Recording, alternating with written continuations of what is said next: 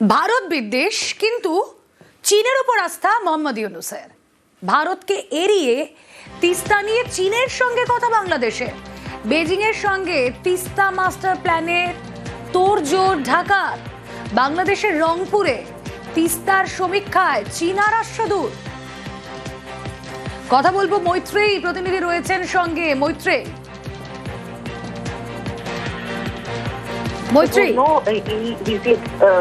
শুনতে পাচ্ছি? হ্যাঁ হ্যাঁ। ভারত বাংলাদেশের যেখানে তিস্তা জলবন্টন নিয়ে আলোচনা চলছে, তারই মধ্যে বাংলাদেশের রংপুরে তিস্তার সমীক্ষায় উপস্থিত হয়েছিলেন চীনা রাষ্ট্রদূত। এবং তাৎপর্যপূর্ণভাবেই রংপুর এমন একটি জায়গা কিন্তু ভারতের চিকেন নেক, অর্থাৎ ভারতের সঙ্গে, ভারতের মেনল্যান্ডের সঙ্গে উত্তর পূর্ব ভারতের সেভেন সিস্টার্সকে যুক্ত করার এই যে চিকেন স্নেক রয়েছে, তার খুব কাছাকাছি রংপুর রয়েছে। সেখানেই চীনা রাষ্ট্রদূত তিনি ভিজিট করেছেন এবং সেখানে সমীক্ষা চালিয়েছেন। ফলে সেই জায়গায় দাঁড়িয়ে বাংলাদেশের বর্তমান পরিস্থিতিতে দাঁড়িয়ে বাংলাদেশের সঙ্গে ভারতের সম্পর্কের অবনতি এবং তিস্তা চুক্তি নিয়ে যখন আলোচনা চলছে, সেই সময় চীনা রাষ্ট্রদূতকে ভারতের চিকেন নেক্সের এত কাছাকাছি নিয়ে আসা এবং তিস্তা চুক্তি নিয়ে তাদের সঙ্গে কথা বলা, এটা কিন্তু একটা অন্য ইঙ্গিত দিচ্ছে আন্তর্জাতিক মহলে। এবং সেক্ষেত্রে দাঁড়িয়ে ভারতের তরফ থেকে কিন্তু যেটা বিদেশ মন্ত্রকের তরফ থেকে জানানো হচ্ছে যে তারা গোটা বিষয়টির দিকে তীক্ষ্ণ নজর রাখছেন এবং ভারতের চিকেন নেক্সকে তারা প্রোটেক্ট করার জন্য সব রকমের ব্যবস্থা তারা নিতে প্রস্তুত রয়েছে। ওকে, আমরা আমাদের মতামত চূড়ান্ত করে ফেলেছি। এখন সরকারের প্রথমে যাবে এটা পরিকল্পনাতে, তারপরে যাবে ইআরডিতে, তারপরে চাইনিজ কর্তৃপক্ষের কাছে গেলে তারা একটা বিস্তারিত রিপোর্ট করবে। তো আমরা আশা করছি এই বছরের শেষ নাগাদ আমরা এটাকে চূড়ান্ত করে ফেলবো। I'm grateful for the advisor Rizwani and the interim government, and we have wonderful cooperation on this project, and we are hopeful that we'll conclude the feasibility study. So I see the concrete progress is making. So we are on the process to promote this project. 28 জানুয়ারি সিঙ্গুরে মমতা বন্দ্যোপাধ্যায় রয়েছে প্রশাসনিক কর্মসূচি, রাজনৈতিক সভাও করতে পারেন। 18 জানুয়ারি এই সিঙ্গুরেই সভা করেন নরেন্দ্র মোদী।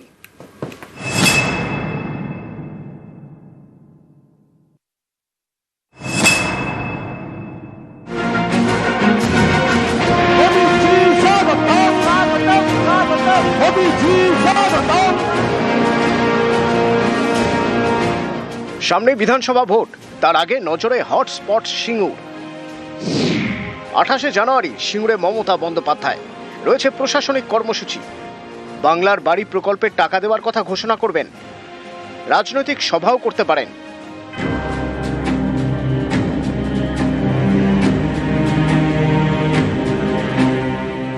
সিঙ্গুর ঘিরে একসময় তোলপাড় হয়েছে দেশের রাজনীতি। সিঙ্গুরে ন্যানো কারখানা তৈরি করতে চেয়েছিল টাটারা।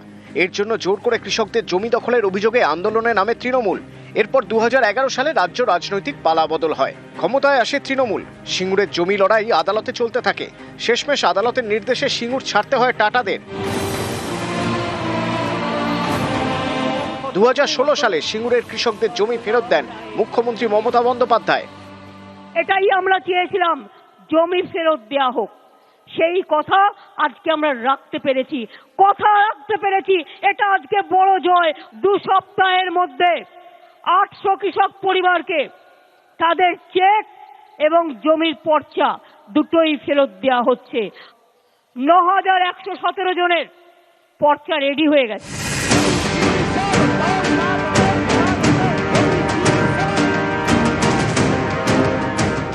2011 সালে পরিবর্তনের পালে হাওয়া দিয়েছিল তৃণমূল। 26-এর ভোটে আগে সেই সিঙ্গুর ঘিরে আবার হাওয়া গরম হচ্ছে। গত 18 জানুয়ারি এই সিঙ্গুরেই সভা করেন নরেন্দ্র মোদী। প্রথমবার তার সিঙ্গুরে সভা, ডাক দেন পরিবর্তনের। তবে সিঙ্গুরে শিল্প করা নিয়ে কোনো বার্তা তার থেকে শোনা যায়নি। এবার সেই সিঙ্গুরে মমতা বন্দ্যোপাধ্যায়ের সভা আগামী বুধবার রতনপুরে। সিঙ্গুরের মানুষ তো মমতা বন্দ্যোপাধ্যায়ের আন্দোলনের পক্ষে ছিলেন, আছেন এবং থাকবেন। বিরোধীরা যে লাগাতার কুৎসা করছে, বাস্তব থেকে অনেক দূরে থাকা এই কুৎসাগুলোকে খানিকটা প্রচার করে দেওয়া হচ্ছে। তো আমরা আমাদের কথাগুলো বলবো, মুখ্যমন্ত্রী কথাগুলো বলবেন, পরিষ্কার হয়ে যাবে, দুধ কা দুধ পানি কা পানি।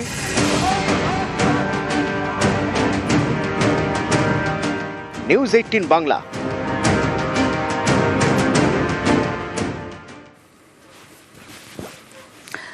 ভোটের আগে সিঙ্গুরে মুখ্যমন্ত্রী, 28শে জানুয়ারি সিঙ্গুরে মমতা বন্দ্যোপাধ্যায় ভোটের আগে মুখ্যমন্ত্রী সফরের দিকে তাকিয়ে আশায় বুক বাঁধছেন সিঙ্গুরবাসী।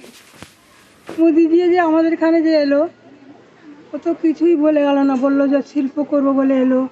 আমাদের এখানে সব ছেলেরাই তো মানে ভাবছি যে শিল্পই একটা যা কিছু করবে, কিন্তু কিছুই তো বলে গেল না, চলে গেল। আমরা তো শিল্প চাইছি, শিল্প হলে আমাদের এখানকার ছেলেরা যে সব বেকার বসে আছে তাদের যদি চাকরি হয়। আমরা ভেবেছিলাম যে চাষির দিক থেকে আমরা দেখলাম যে হয়তো শিল্প গভর্নেন্স বহু কিছু বলবেন, তা উনি মোটামুটি টোটাল সিঙ্গুরবাসীকে হতাশ করে চলে গেছেন। তা আবার দিদিমণি আমাদের আসছেন, কিছু কিছু সামান্য বাকি যে সেটাও যদি উনি একটু আশারাও দেখাতে পারেন তাহলে আমাদের খুবই উপকৃত হব। এই আশায় দিদিমণিকে রাখছি। আর সিঙ্গুরবাসী দিদিমণির সঙ্গে ছিলেন, আছেন, থাকবেন। 11-12 শিক্ষকের চাকরির চূড়ান্ত মেধা তালিকা প্রকাশ করলো এসএসসি। প্যানেল এবং ওয়েটিং লিস্ট মিলিয়ে তালিকায় 18,900 জনের নাম, আর এর মধ্যে যোগ্য চাকরিহারা প্রায় 10,000।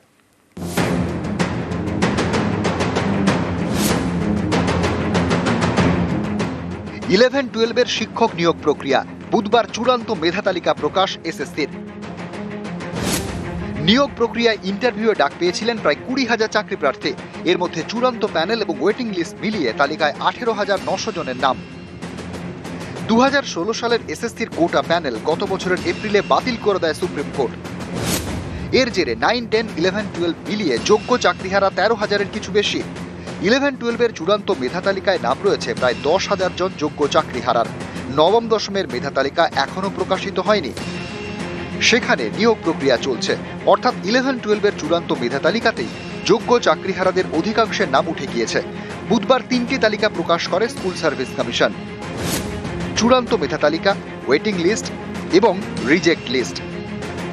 এই মেধা তালিকা প্রকাশের 7 দিনের মধ্যে শুরু হবে কাউন্সেলিং, এরপর স্কুলে পোস্টিং। এই প্রক্রিয়া চলবে ফেব্রুয়ারির মাঝামাঝি পর্যন্ত। অর্থাৎ বিধানসভা ভোটের আগে 11-12-এর শিক্ষক নিয়োগ প্রক্রিয়া শেষ হয়ে যাওয়ার কথা। সুপ্রিম কোর্টের নির্দেশে নতুন করে নিয়োগ প্রক্রিয়া শুরু করে এসএসসি। সেই মতো গত বছরের সেপ্টেম্বরে 9, 10 এবং 11-12-এ শিক্ষক নিয়োগের পরীক্ষা নেয় এসএসসি। 11-12-এর শূন্যপদ 12,514। ইন্টারভিউয়ে ডাক পড়ে প্রায় 20,000 চাকরি প্রার্থীর। এই সকল প্রার্থীর প্রথমে ভেরিফিকেশন হয়, তারপর ইন্টারভিউ। এদিন প্রকাশ করা হলো মেধা তালিকা। নিউজ 18 বাংলা।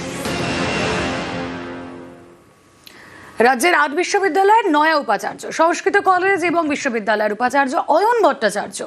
কোচবিহার পঞ্চানন বর্মা বিশ্ববিদ্যালয়ের দায়িত্বে সঞ্চারী রায় মুখোপাধ্যায়।